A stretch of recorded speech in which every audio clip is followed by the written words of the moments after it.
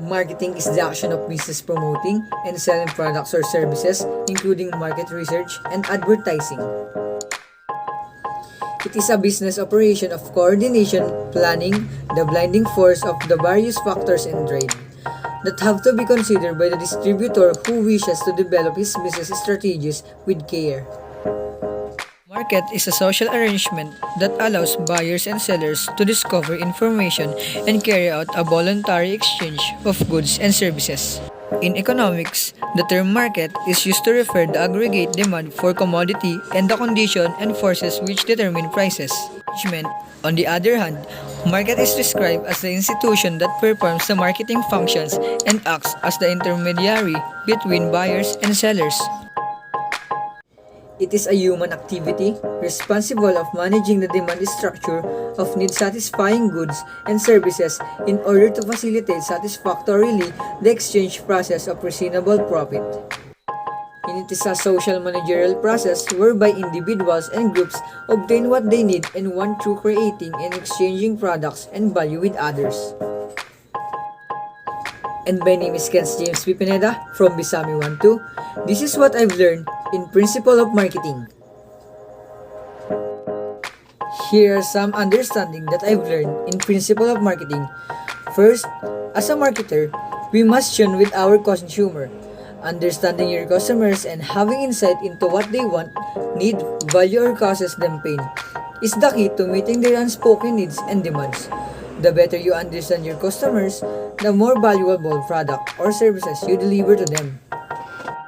Another one that I've learned in Principle of Marketing is what are the benefits of having effective communication. Effective communication helps to sell our businesses. Buyers need clarity. They need to easily understand what you sell and how it value to them. The better you communicate a clearer picture for them and define an accurate expectation, the better chances you will convince them of having you. Next one that I've learned is how consistency helps a marketer.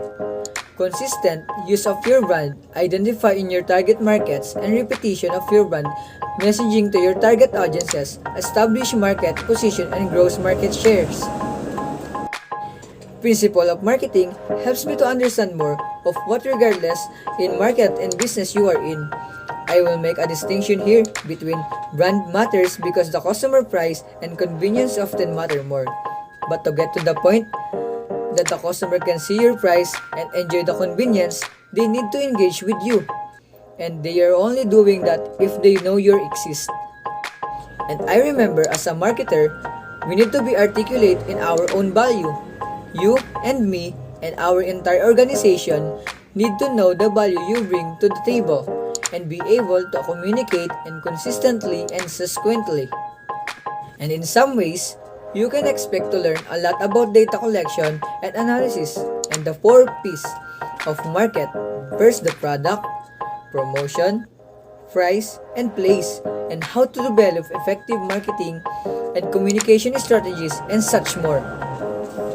As I study Principle of Marketing, it helps me to understand what is the innermost meaning of the marketing.